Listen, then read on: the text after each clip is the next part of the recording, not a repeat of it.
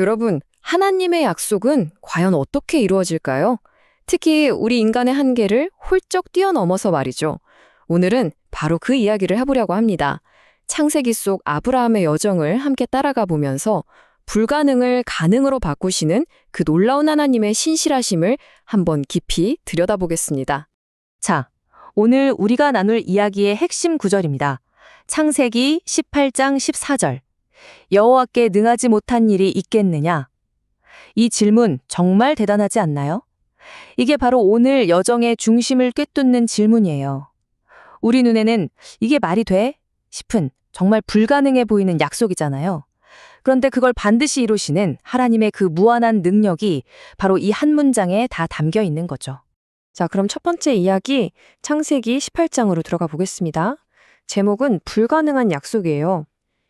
여기서는 어떤 신적인 방문이 있고요. 또 인간의 상식으로는 도저히 이해할 수 없는 약속이 주어집니다. 이걸 통해서 모든 것을 다스리시는 하나님의 절대 주권이 어떤 것인지 배우게 될 겁니다. 한번 보세요. 사라는 이미 나이가 90살이었어요. 그런데 천사가 와서 아이를 낳을 거라고 하니 속으로 웃은 거죠. 아니, 내가 다 늙었는데 이제 와서 무슨 기쁨이 있겠어 하면서요. 이게 당연한 인간적인 반응 아니겠어요? 그런데 하나님은 거기에 대고 이렇게 물으시는 거예요. 여호와께 능하지 못한 일이 있겠느냐? 이건 꾸짖는 게 아니라 우리의 그 좁은 시야를 당신의 무한한 능력으로 부드럽게 열어주시는 거죠. 그리고 이어서 정말 흥미로운 장면이 나옵니다. 바로 중보자로서의 아브라함의 모습인데요. 소돔성을 위해서 정말 끈질기게 기도하거든요. 하나님께 담대하게 나아가서 의인 50명만 있으면요 하고 시작해서 45명, 40명, 30명, 20명, 결국 단 10명, 의인 10명만 있어도 그 도시를 멸하지 말아달라고 간청합니다. 하나님의 자비를 구하는 이 끈질긴 기도가 우리에게 참 많은 걸 생각하게 하죠. 자, 이제 두 번째 이야기, 창세기 19장으로 넘어가 보겠습니다.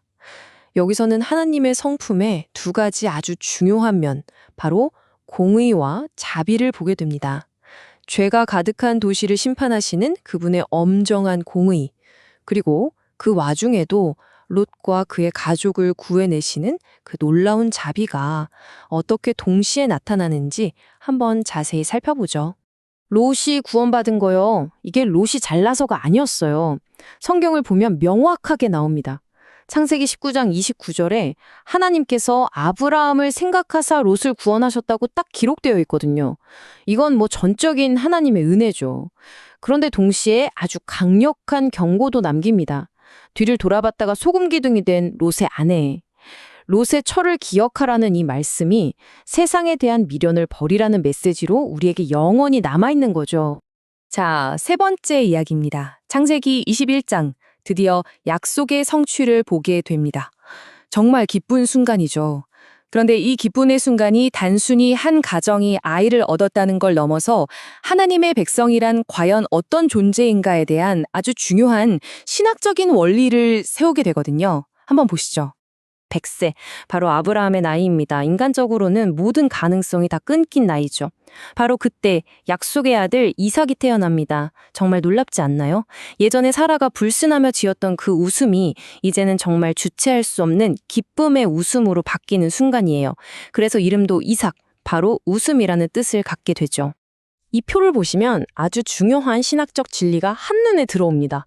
한쪽은 이스마엘, 다른 한쪽은 이삭이죠. 이스마엘은 어땠나요? 아브라함과 사라가 인간적인 방법, 인간적인 노력으로 얻으려 했던 아들이에요. 하지만 이삭은요? 오직 하나님의 주권적인 약속, 그 약속 하나만으로 태어났습니다. 이게 뭘 보여주냐면 하나님의 백성은 혈통이나 인간의 노력으로 되는 게 아니라 오직 하나님의 약속을 믿음으로 되는 거라는 사실을 명확하게 보여주는 겁니다.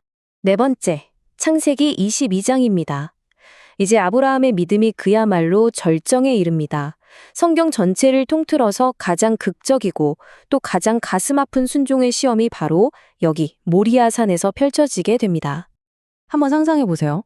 어린 아들 이삭이 번제했을 나무를 직접 자기 어깨에 메고 아버지를 따라 산을 올라가요. 그러다가 정말 순수하게 묻습니다. 아버지, 불과 나무는 있는데 번제할 어린 양은 어디 있나요? 이 질문이 아버지 아브라함의 마음을 얼마나 아프게 찔렀을까요? 그런데 이 질문에 대한 아브라함의 대답은 정말 성경 전체에서 가장 위대한 믿음의 고백이라고 할 수 있습니다. 내 아들아, 번제할 어린 양은 하나님이 자기를 위하여 친히 준비하실 거야. 앞이 하나도 보이지 않는 캄캄한 상황 속에서도 하나님이 반드시 준비하실 거라는 걸 그는 온전히 믿었던 거죠. 그리고 바로 이 사건을 통해서 하나님의 위대한 이름이 선포됩니다. 바로 여호와 이레. 들어보셨죠? 그 뜻은 여호와께서 준비하신다입니다. 이게 우리에게 가르쳐주는 핵심 진리가 뭐냐면 하나님은 우리에게 순종을 요구하실 때 그냥 알아서 해봐가 아니라는 거예요. 그 순종에 필요한 모든 것을 친히 직접 준비하시는 분이라는 거죠. 정말 놀라운 진리입니다. 하지만 여러분, 모리아산에서 잡힌 그 숫양은 사실 그림자일 뿐입니다. 이 모든 사건은 결국 훨씬 더 위대한 무언가를 가리키고 있거든요. 바로 하나님께서 온 인류를 위해 친히 준비하신 궁극적인 어린 양, 세상의 모든 죄를 짊어지신 하나님의 아들 예수 그리스도를 보여주는 가장 강력한 예표, 즉 그림자인 셈입니다. 자, 이제 5번째 이야기, 창세기 24장으로 가보겠습니다. 그 엄청난 믿음의 시험을 통과하고 언약이 다시 한번 확증되었어요. 이제 하나님의 섭리는 그 언약을 이어갈 다음 세대를 향한 아주 세밀한 계획을 펼쳐나가기 시작합니다. 아브라함의 늙은 종이 이삭의 아내를 찾으러 떠나면서 드린 기도를 한번 보세요. 정말 구체적이죠. 제가 정한 여인이 저에게 물을 주고 제 낙타 10마리에게도 물을 주게 해주세요. 그런데 리브가가 나타나서 요청하지도 않았는데 정확히 그대로 행동합니다. 이게 어떻게 우연일 수 있겠어요? 모든 발걸음을 인도하시는 하나님의 직접적이고 아주 인격적인 손길을 보여주는 놀라운 증거죠. 바로 이렇게 하나님께서 정말 디테일하게 예비하신 결혼을 통해서 아브라함에게 주셨던 그 언약의 횃불이 아들 이삭에게로 안전하게 넘어갑니다. 이건 정말 우연이 아니라 하나님의 세심한 계획이고 섭리 그 자체였던 거죠. 그리고 아브라함의 이야기는 아주 중요한 원리를 남기면서 마무리됩니다. 뭐냐면 이 하나님의 언약이라는 게 장자권 같은 인간적인 전통이나 순서를 따라가는 게 아니라는 거예요. 나중에 우리가 보게 될 야곱과 에서의 경우처럼 이건 전적으로 하나님의 주권적인 선택, 때로는 우리를 깜짝 놀라게 하는 그분의 선택을 통해서 계속 이어진다는 사실입니다. 자, 이렇게 아브라함의 긴 이야기가 끝났습니다. 그런데 이건 그냥 오래된 역사 이야기가 아니에요. 오늘 우리 각자에게 살아있는 질문을 던집니다.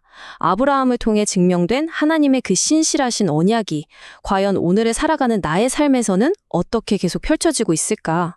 아브라함에게 신실하셨던 그 하나님은 지금 내 삶에서 그분의 약속을 어떻게 이루어가고 계실까? 그 위대한 계획 안에서 나의 자리는 어디인지 한번 깊이 돌아보게 만드는 질문입니다.